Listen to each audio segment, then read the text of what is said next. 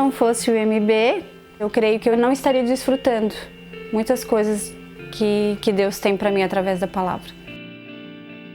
Eu sou Elisângela e tenho 40 anos. Eu sou natural de Santa Rosa do Sul. Eu vivi a minha vida toda lá. Depois conheci o meu esposo e com 19 anos eu vim para Sombrio. Então eu me converti com 23 anos, a partir de uma busca do meu esposo. Aí quando eu comecei a frequentar, eu já fui decidida a me batizar. Então após o batismo, eu lembro que eu estava numa fila da oferta, eu encontrei a coordenadora na época e eu disse para ela que eu queria ajudar ela a trabalhar com as crianças. Então já vim do encontro face a face com isso na minha mente, no meu coração. E aí em 2004 mesmo eu já comecei a ajudar ela com as crianças durante a rede. Quando eu pegava a Bíblia, era algo muito confuso, né, para mim. Então é aquela questão de tu não consegue ver o que realmente está escrito, fica tudo meio, né, porque não tem nada que te indique, que te dê uma revelação de algumas palavras, te dê direção do que aquilo quis dizer, tu não tem isso. Ler a Bíblia para mim era algo bem complicado, principalmente se eu fosse ler o livro de Apocalipse, seria algo bem difícil, assim, porque eu aprendi na outra congregação que Apocalipse não era um livro legal, era um livro mau. Então eu precisei buscar mais para poder preparar as aulas e ajudar a coordenadora a ministrar para as crianças. Como o nosso apóstolo, ele sempre tem essa preocupação e esse acompanhamento com a gente. Então o apóstolo também percebeu essas necessidades da gente se aprofundar, porque ele conhece a nossa história, a nossa trajetória. E a partir dele, ele indicou o curso do Instituto Mundo Bíblico, que é o bacharel em teologia. Então a partir daí, a gente começou a buscar, a gente já deixou o nome com ele, já fez a nossa inscrição e aí a gente já começou no curso. É uma sensação bem interessante, assim, de como é como se acendesse uma luz. Tu abrir o computador e ouvir de uma forma tão bem explicada, tão claro, fica tudo tão claro, como se até ali tu estivesse lendo a Bíblia meio que ofuscada, e aí tu começa a enxergar. É algo assim que não tem palavras para descrever o sentimento de ouvir daquela forma, uma forma que tu nunca ouviu antes. Realmente é uma sensação de liberdade. Depois da aula, porque eu esperei o curso até chegar no livro de Apocalipse, né? E o pastor Leonardo começou a falar do livro de Apocalipse.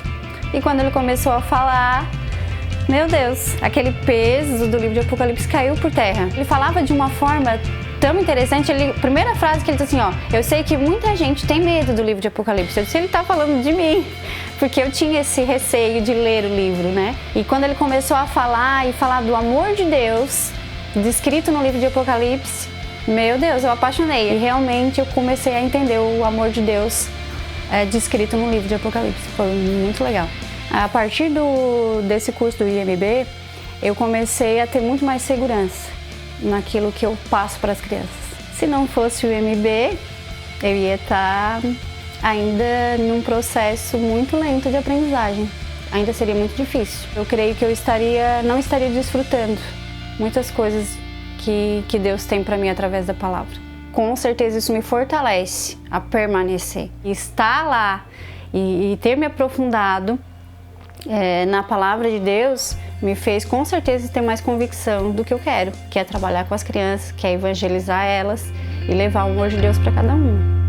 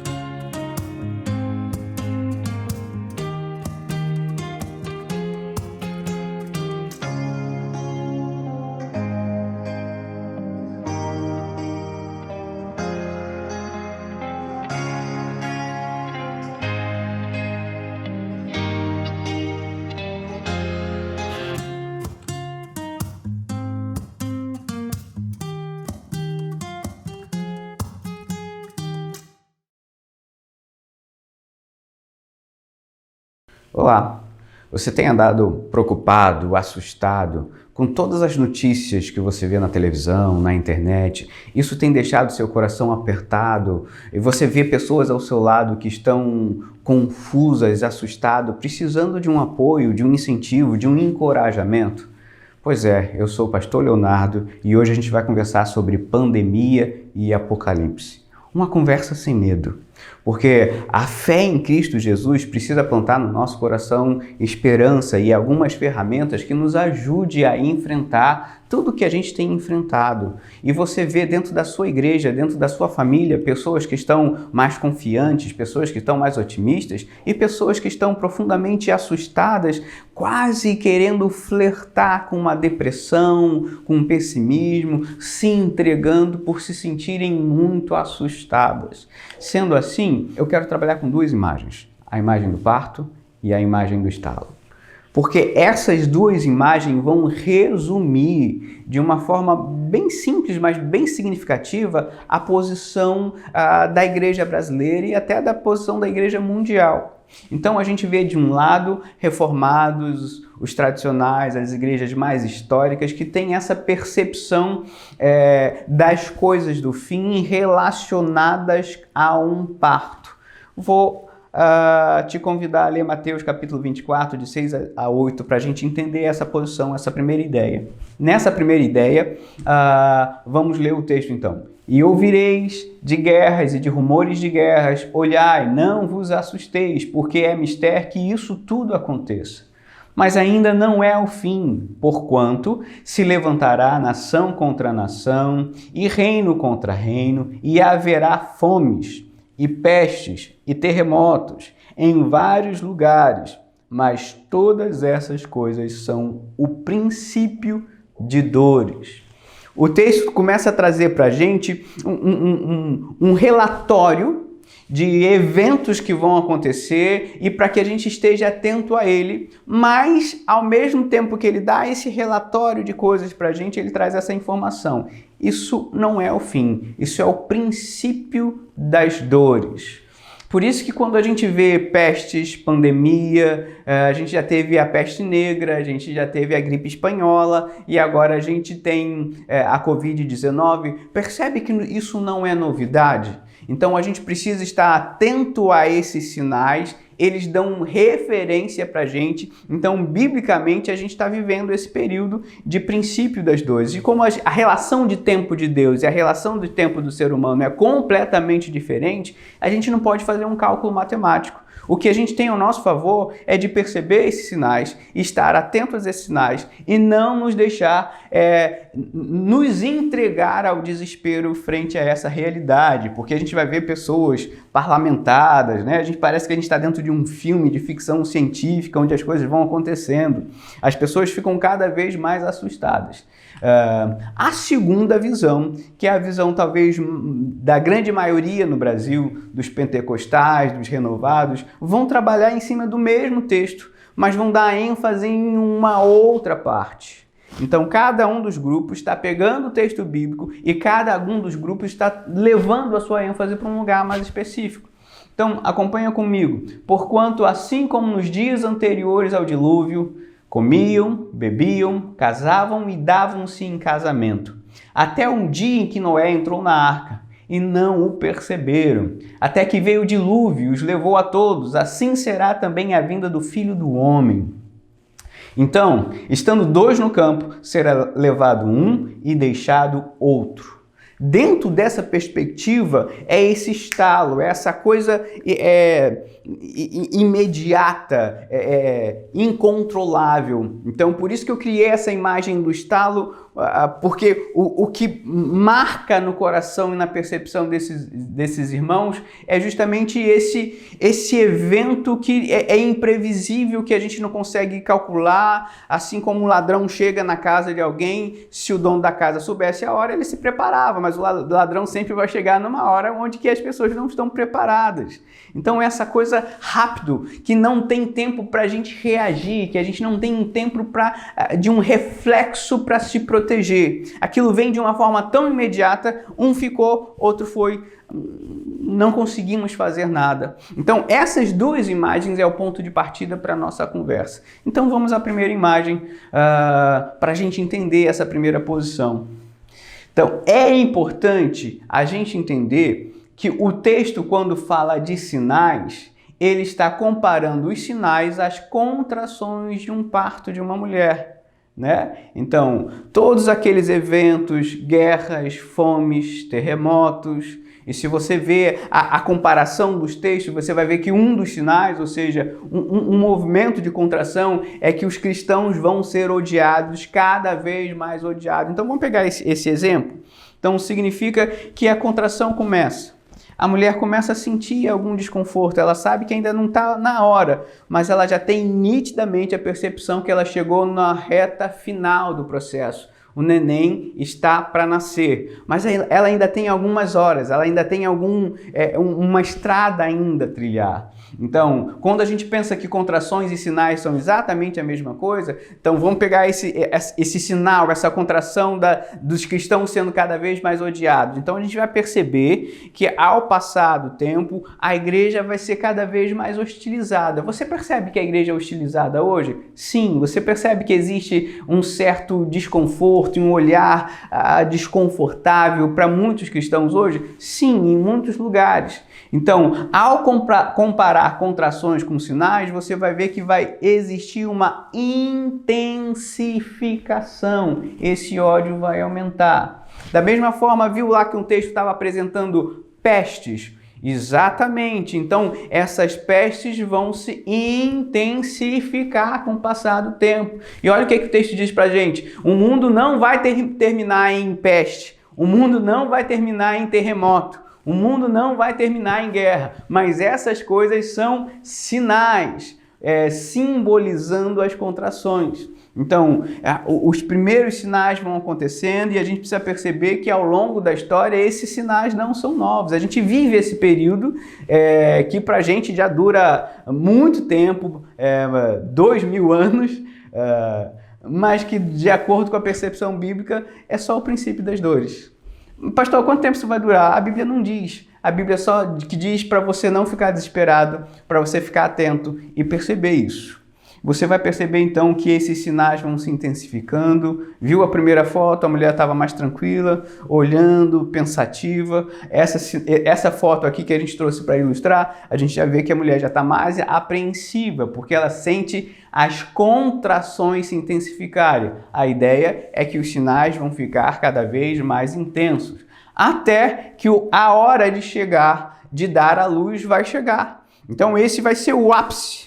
Então, comparando as contrações, como se fosse a Terra, tendo essas contrações até que a segunda vinda de Cristo aconteça, né? Então a gente precisa ir percebendo esses momentos. A gente não é especialista, a gente não sabe o dia nem a hora, mas a gente está atento porque esses sinais estão acontecendo e eles vão se intensificar. O que a Bíblia está pedindo para você? Esteja atento. Esses sinais são progressivos, esses sinais se intensificarão, assim como as contrações e o desconforto de uma mulher. Também ele progride, ele avança. Então, essa é a primeira imagem que o texto tem para você e é a primeira resposta que a gente tem no meio cristão de uma forma geral. A segunda imagem é uma imagem de surpresa, de um estalo, de uma coisa que acontece, como a gente conversou, de forma repentina, né? Se trabalha muito no meio pentecostal com a ideia do arrebatamento, né? Então, alguns filmes até cristãos que tem sobre o assunto, de carros que estão andando e eles ficam desgovernados, porque um foi e o outro ficou. Então, isso já está bastante no coração, na mente do povo, de uma certa forma, para a gente entender essa grande surpresa. E as pessoas que ficarem vão se sentir assustadas e apavoradas. Então, são essas as duas imagens que a gente precisa guardar no coração quando a gente fala sobre o fim das coisas. O Apocalipse, ele trabalha para essa realidade de que o rei está voltando. Sendo assim, a gente pode entender que nessas duas perspectivas existe um enfrentamento ao desespero. Seja na perspectiva mais reformada das igrejas históricas, das igrejas tradicionais, seja na perspectiva mais pentecostal, nas duas abordagens a gente tem remédio para o desespero. A minha preocupação é que você esteja vendo os vídeos, que você esteja vendo as estatísticas e você não esteja conseguindo relacionar tudo que você está vendo com o que a Bíblia te ensina. Então, o que é mais importante? A estatística de taxa de ocupação dos estados ou o que a Bíblia te disse? O que vai proteger mais o seu coração? As estatísticas, as notícias ou você ser fortalecido da fé? E com isso, obviamente, que eu não estou querendo dizer para você ser imprudente. Eu não estou querendo dizer para você ser alienado de tudo que está acontecendo, mas a palavra de Deus tem remédio para o desespero. Olhar para o Apocalipse, eu gosto sempre de falar isso. Apocalipse é um livro que é escrito em momentos de crise, para que a gente aprenda a enfrentar as nossas crises. Quem lê Apocalipse e fica com medo é porque leu errado. Quem lê Apocalipse e não consegue enfrentar as crises é porque não se apropriou da verdade desse livro para a gente ter esse enfrentamento. Na primeira perspectiva, o desespero da dor some com o nascimento, com a chegada do neném. Então, essa convicção de que a mãe precisa ter, de que a dor está ficando mais forte, e você deve ter tido casos na sua família, talvez você, mulher, já passou por isso, e a dor foi ficando forte, intensa, e você foi ficando agoniada, mas em algum momento, toda aquela dor que você sofreu naquele parto, ela se torna secundária, ela se torna menor, quando você vê o seu filho nascer, quando você vê a sua filha nascer. Então, essa consciência do nascimento faz com que a dor se torne menos importante. Então, da mesma forma, no coração do crente, quando a gente tem essa perspectiva de que o rei vai voltar, que o nosso Redentor está para vir, essa consciência é que precisa blindar o nosso coração ao desespero.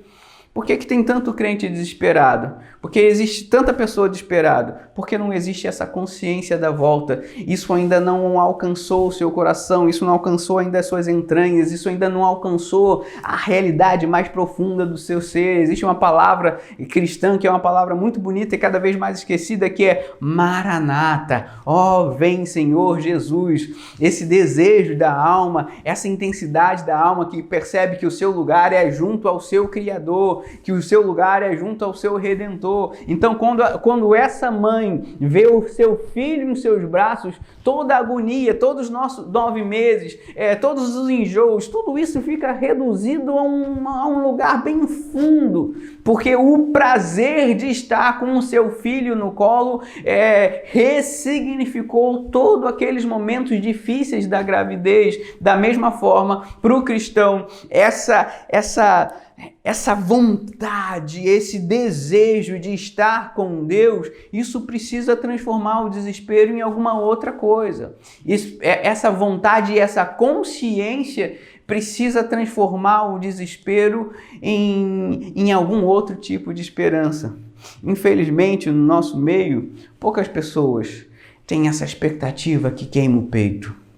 Infelizmente, no nosso meio, poucas pessoas têm essa expectativa reconfortante de que somos chamados a uma vida eterna, a uma eternidade ao lado de Deus. E justamente por sermos tão poucos a termos esse sentimento, é porque a gente vive numa sociedade onde o desespero se alastra e se alastra e se alastra. Se você quer um remédio, se você quer um antídoto contra a pandemia, porque a gente não sabe de vacina, a gente não sabe de remédio, cada um diz uma coisa, efetivamente, porque o justo viverá pela fé. Isso pode ser subjetivo para um monte de gente, mas se você é cristão, se você realmente deixar o Espírito Santo trabalhar no seu coração, você tem remédio para o desespero. A minha pergunta para você, será que você está usando isso? Ou será que você está tratando isso como se fosse uma mitologia? Será que você está tratando a segunda vinda de Jesus com desinteresse? Será que quando você pensa nisso, você não se preocupa, você não pensa, você não se interessa? E na medida que você não se desinteressa, você deixa de ter remédio ao seu desespero. Você enfrenta diariamente seu desespero porque você não tem uma consciência de que ele voltará. E é justamente essa certeza que foi escrita num hino tão bonito que a gente já escutou nesses dias, pessoas saíram na janela dos seus prédios, porque ele vive, eu posso crer no amanhã. Essa frase não é retórica. Porque ele vive, eu posso crer no amanhã. Quando você começar a desenvolver essa segurança, o seu desespero vai ser transformado numa outra coisa. A pergunta que eu tenho para você é: você tem remédio de fé no seu coração para essas coisas? Você está usando isso? Ou você está transformando a segunda vinda numa coisa distante? Você não se importa. Quando Jesus vai voltar, tanto faz. Não ligo muito para isso. E se esse é o seu caso, você vai se perceber cada vez mais vulnerável ao desespero desses dias. Da mesma forma, porque mesmo sendo cristãos e a gente começa a responder coisas, como eu falei, esses grupos são sérios, mas eles acabam enfatizando em pontos diferentes do mesmo texto. O segundo grupo, o desespero do desaparecimento, some com a consciência do lugar. O que eu estou querendo falar com isso? Porque, primeiro, para a pessoa que sumiu, ela precisa entender simplesmente para onde que ela está sumindo, para onde que ela está indo. Ela está indo para Deus, ela está indo para o céu, ela está indo para a eternidade. Então, às vezes, a gente fica aflito, né? Então, hoje, tal dia, tal ano, Jesus vai voltar amanhã. Eu lembro de 2000, o mundo ia acabar. 2012, o mundo vai acabar. E aí todos os cristãos surgem profetas, surgem gente falando de todas as coisas. O bug do milênio, o Covid, e as pessoas ficam desesperadas, cada vez mais assustadas, mas simplesmente dentro dessa perspectiva, se você sumir no meio de todo esse caos, quando você sumir, você vai estar com Deus. Da mesma forma do primeiro grupo, é justamente essa certeza, essa confiança de para onde nós estamos indo. Nós não estamos sendo abduzidos por uma força maligna, nós estamos indo nos encontrar com o nosso Criador e com o nosso Redentor. Mais uma vez, essa perspectiva de fim, essa perspectiva do nosso lugar, de que nós somos forasteiros nessa terra, nós fomos criados e redimidos por Deus para o nosso propósito final, que é a adoração a Deus. Sem essa consciência, o desespero realmente pode minar as nossas forças, a nossa imaginação. Porque percebe, o desespero começa com você imaginando coisas. Você começa a imaginar: e se eu pego esse vírus? E se o meu pai pega esse vírus? Se o meu irmão? E a gente começa a imaginar: e se não tiver leito para mim? E você começa a imaginar. Percebe que o desespero é alimentado pela sua imaginação? E quanto mais você imagina, as pessoas que já são mais propensas a ficarem assustadas, elas vão imaginando, e quando elas se percebem, elas já estão tomadas de tanta imaginação que elas são prisioneiras do desespero. Você pode achar isso inútil. Jesus vai voltar. Ou você pode ser reconfortado, reconfigurado na sua imaginação, na sua memória, na sua consciência, nos seus afetos, de que essa segurança, de que essa certeza coloca as coisas no seu devido lugar. E se a coisa é imaginação, eu coloquei aqui uma imagem muito interessante, que é justamente a imagem que você vai ver em Apocalipse. E por isso que eu estou pedindo para você, usa a sua imaginação. Você não vai vencer o seu desespero enquanto a sua fé não alcançar a sua imaginação. Você perde para o desespero justamente no que você está imaginando. E Apocalipse então começa a jogar imagens, ideias, para que essas ideias comecem a reformular o seu coração. Agora pensa comigo, tem um nenenzinho aqui e um dragão. Quando o Apocalipse começa a relatar sobre as coisas do fim, ela coloca uma criança e um dragão. A ideia é, se uma criança lutar contra o dragão, quem vai vencer? Parece aos nossos olhos uma luta injusta, irreal. Quem em sã consciência apostaria na vitória de uma criança contra o dragão? E o livro de Apocalipse, de uma forma brilhante, inspirada pelo Espírito Santo, quando coloca esse cenário assustador, um dragão indo para cima de uma criança, a gente sabe que no Apocalipse quem vence? Quem vence é o dragão ou é a criança? Então, olha o livro de Apocalipse dando ferramentas para que você chegue na sua imaginação. Então, quando você vê o Covid, você vê o número de mortos, 2.000 mortos, 3.000 mortos, 5.000 mortos. No mundo são já mais de 200.000 mortos. E a sua imaginação começa a ser deteriorada, porque você não consegue ver a relação de mortos e ter alguma esperança. E aí o livro de Apocalipse te enfrenta, trazendo uma imagem que você vê. Não! Teoricamente, naturalmente, o dragão é mais forte, o dragão vai vencer. E aí o livro de Apocalipse te catuca. Mas a história do Cordeiro é diferente. As contrações vão acontecendo, o momento súbito, o estalo vai acontecer, porque são duas realidades bíblicas. Mas a criança que nasceu é o próprio Cristo.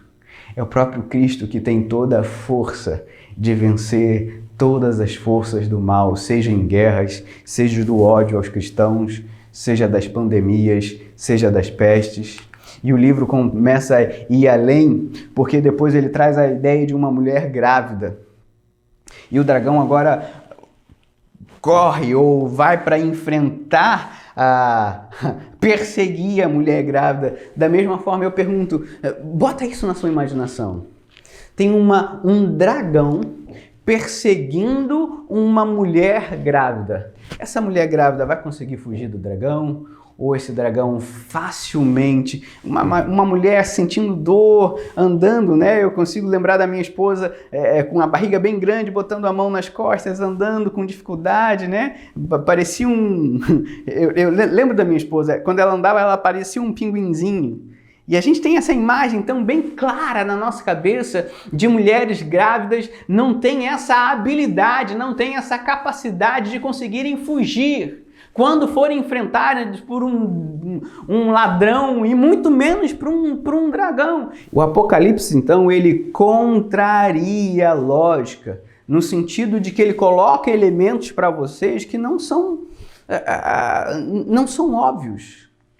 Não são o caminho que você acharia normal. Então, quando a gente vê tudo isso acontecendo no Brasil, no meio de uma disputa política, no meio de um monte de confusão, de incapacidade dos hospitais, a gente vê tanta coisa acontecendo e a gente vê, pronto, a tragédia, tudo vai dar errado, acabou, vai morrer todo mundo, e a gente começa a deixar com que essas informações comecem a dominar a nossa imaginação e o desespero começa a ser o nosso companheiro, uma espécie de carcereiro da nossa alma.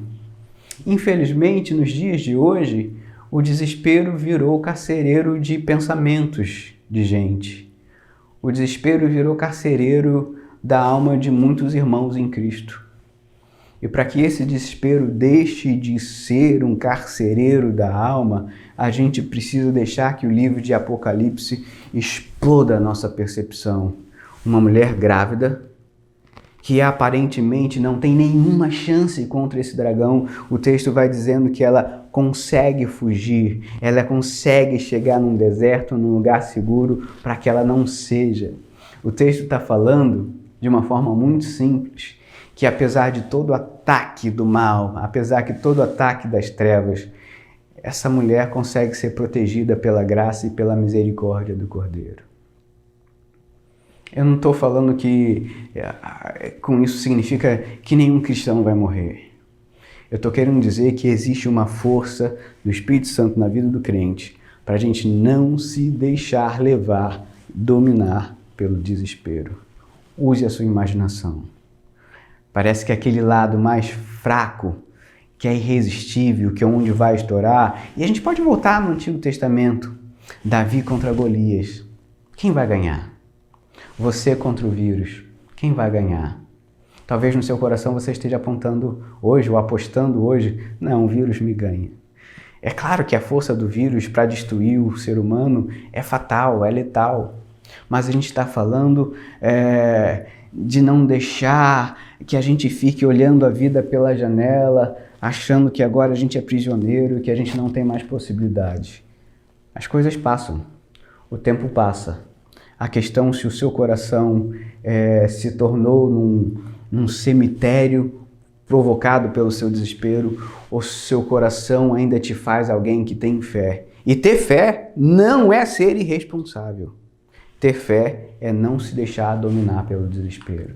Apocalipse, então, surge, funciona como resposta ao desespero. Porque lembra da imagem do parto? Né? Não foi uma das imagens que a gente falou? E se estourar a bolsa? Então a mulher está grávida. E se a bolsa estourar? O que eu faço? Imagina que você é uma mãe de primeira viagem, você nunca teve filho, você não sabe qual é o procedimento e a bolsa estourou e você começa a ficar aflito. E agora? E se o médico que você confia, que você fez todo o seu pré-natal não estiver lá? Você vai se sentir inseguro e a gente começa a fazer um monte de perguntas. E se? E se? E se? E a gente começa então a ficar agoniado porque a gente fica desesperado. Somos seres humanos, nós somos frágeis, nós somos sensíveis. Por mais inteligentes, por mais cheios de fé que a gente possa ter, em algum momento esses sentimentos assaltam a nossa alma. O livro de Apocalipse começa então a surgir como resposta ao desespero. É muito interessante, na igreja que eu pastoreio, tem algumas pessoas que estão tranquilas, confiantes, e eu tenho outras pessoas que estão com medo de abrir a porta de casa e sair. O ser humano é tão diferente. Seja como for, no corpo de Cristo, a gente precisa compartilhar essa fé, a gente precisa compartilhar esse arcabouço, essa fonte de vida que há em Cristo Jesus. E aí essa mãe ainda começa a fazer um monte de perguntinhas. E se o neném nasceu com algum problema? Eu lembro assim que meu filho nasceu, eu ficava olhando para ver se ele estava respirando. Eu chegava perto dele e eu percebi que isso é uma rotina da maioria dos pais de primeira viagem. Eu me lembro de chegando perto do meu filho e botando a mão no narizinho para saber se ele estava respirando. Às vezes eu botava a mão na barriguinha dele, porque a gente vai ficando preocupado, tá tudo bem, e se dormia muito tempo, tá tudo bem com ele, a gente fica inseguro, a gente fica... Na outra perspectiva do grande estalo, isso sumir todo mundo, né? Como se você fosse arrebatado, o consolo e o Espírito Santo vai dominar o seu coração, que todas as coisas vão ficar na sua perspectiva correta. O que vai acontecer? Porque a gente começa a se perguntar. Eu me lembro quando eu tive uma enfermidade mais séria, crônica, estive bastante debilitado, e eu pensei, se eu morrer, como que vai ficar meu filho? Se eu morrer, como que vai ficar a igreja? Se eu morrer, como que vai... E eu ia pensando nessas coisas, o que vai acontecer? O que vai acontecer? O que vai acontecer? E quando a gente começa a perguntar o que vai acontecer de uma forma tão sistemática, a gente já começa a desenvolver uma certeza ruim de que aquilo que vai acontecer não é encorajador, não é bom, não é positivo, e a gente começa então a ficar preso, constrangido pelo desespero. A pergunta que eu faço para você: como que você está tentando vencer o desespero? Fingindo que não está acontecendo nada? Porque muita gente vai morrer. Você não pode se alienar a isso. A pergunta que eu faço é: que ferramenta você está usando para vencer o desespero? Será que você está usando uma ferramenta bíblica? Ou você está usando uma ferramenta meramente carnal? Carnal no sentido de que não é espiritual. Talvez é uma coisa que te ajude momentaneamente. E o livro de Apocalipse então começa a trazer várias imagens para blindar a nossa memória, para blindar a nossa imaginação.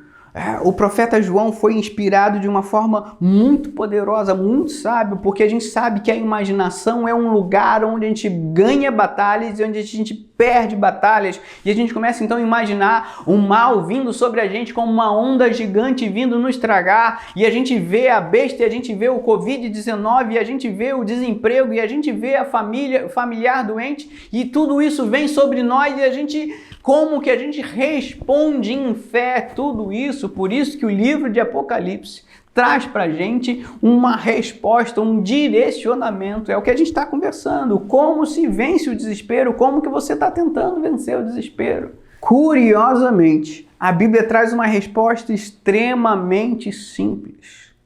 É a sua convicção de que Ele voltará, que vai blindar o seu coração de tudo que está acontecendo.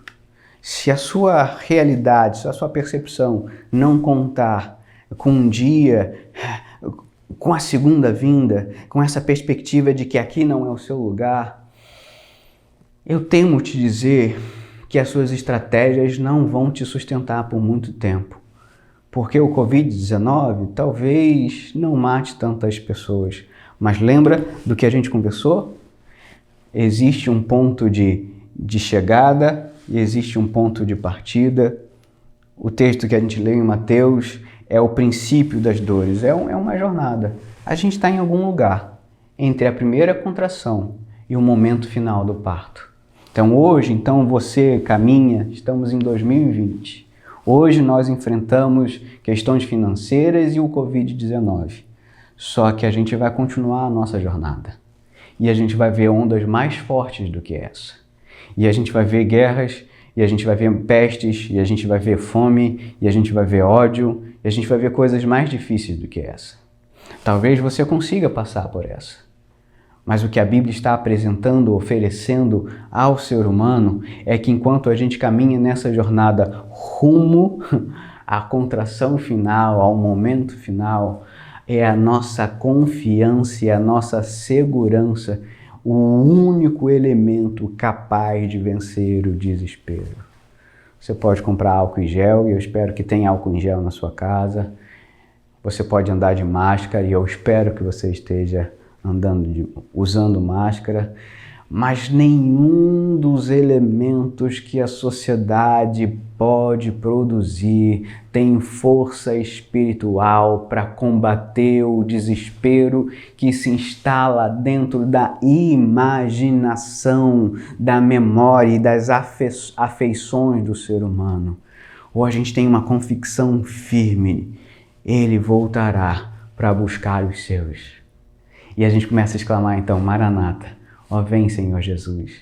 Isso funciona como resposta segura e firme contra qualquer desespero. A pergunta que eu preciso fazer para você é se Maranata já virou um suspiro da sua alma, capaz de enfrentar os seus maiores desesperos. Não sabemos quanto tempo a gente ainda vai enfrentar a Covid, mas nós sabemos que existe remédio para todo e qualquer desespero. Que Deus te abençoe.